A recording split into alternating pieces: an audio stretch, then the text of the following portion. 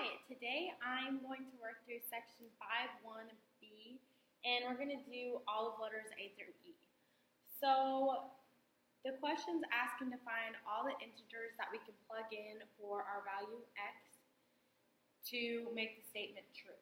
And for some of them, there will be no integers to make the statement true, so I'm just going to mark that as false, that there is no integers. So we'll start with letter A, and I'll write the question down first. So the question's asking if we can plug in any values for x to make the statement equal to. So negative, the absolute value of x will equal 2. So I'm just going to start by plugging in some numbers for x to see if we can get that value to equal 2. So I'm going to plug in a negative 2.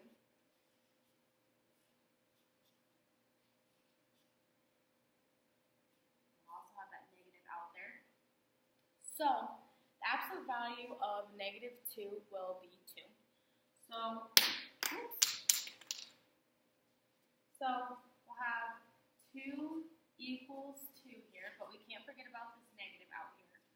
So that will be negative 2 equals 2. And that does not equal each other. So if we think about working through this problem in many more ways, trying to plug in different values, we kind of know already that the value is always going to be negative, which means it will never equal 2 unless this 2 were to be equal to a negative 2. So because this value is going to have to be negative, it will never equal 2. So I'm just going to put false for this statement, which means there are no integers that we can plug in for this statement that will make the statement true. So now we will move on to letter B. And it is kind of asking a similar question. So the negative absolute value is negative. I'm just going to write neg, which means negative, just so you know. So with this one, you can kind of use your work from letter A to solve this question. So we kind of talked about already that the value is always going to be negative. And B is asking if A will always be negative. So this one will be true. So I'm just going to plug in a couple integers so we can have examples of the statement being true. So I'll just plug in a negative 2 again. So negative 2 absolute value would be 2. And we'll drop that negative down here. Bring that over. So negative 2 equals a negative number. So here's an example of this statement being negative. So we will write that this statement is true. And this will work with all integers actually. Because of this negative being out here, it will always make the value negative. So I could plug in 100, 200, negative 200, and this value will always be negative because of the negative outside of the absolute value sign.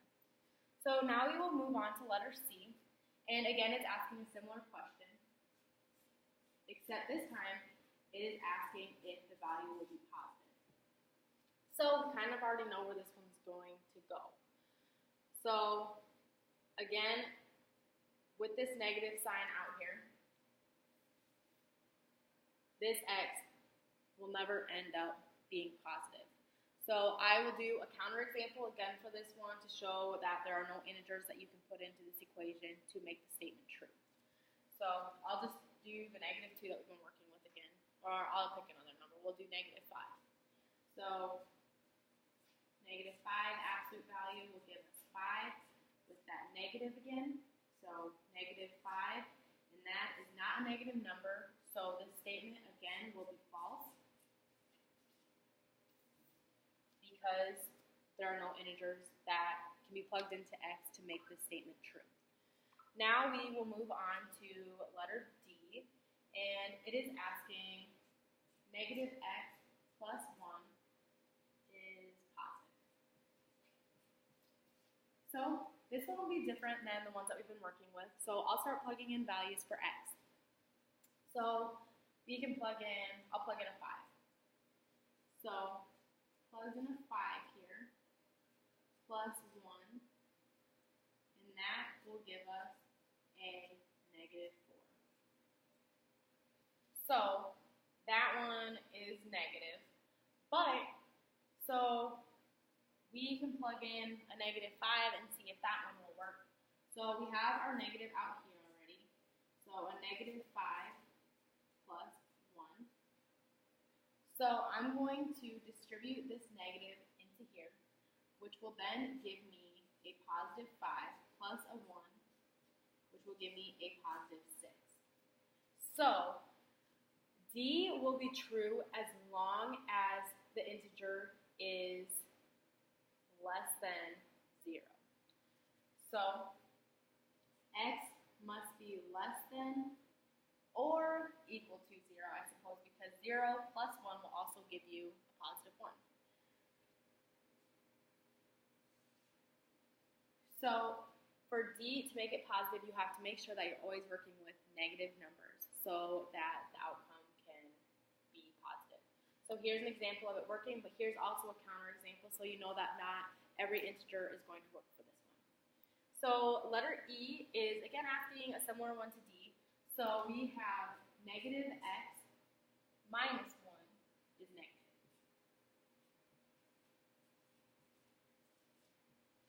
So I'm just going to plug in 5 again for this one. So negative 5 minus 1 equals negative 6. So there's an example of it working, but we can also do another counterexample for this one. So we knew negative 5 for this one, but we also have this negative out here. So I'll put parentheses around the negative 5. So this will come in here, making the 5 positive. So it will be 5 minus 1, which will give us a positive 4. So like D, that x has to be less than or equal to 0. 5 will have to be, or E for x is going to have to be greater than or equal to 0. Because if you plug 0 minus 1 into that, you're again going to get a negative 1. So that will work for that one as well. So just to retract and talk about this a little bit. So the false statements are the ones that can never have any integers work within it. And then the true one, any integers can work. And then for D and E, these ones only have certain integers that can be plugged into x to make these values work, such as x being less than or equal to 0, and then x being greater than or equal to 0. So thank you.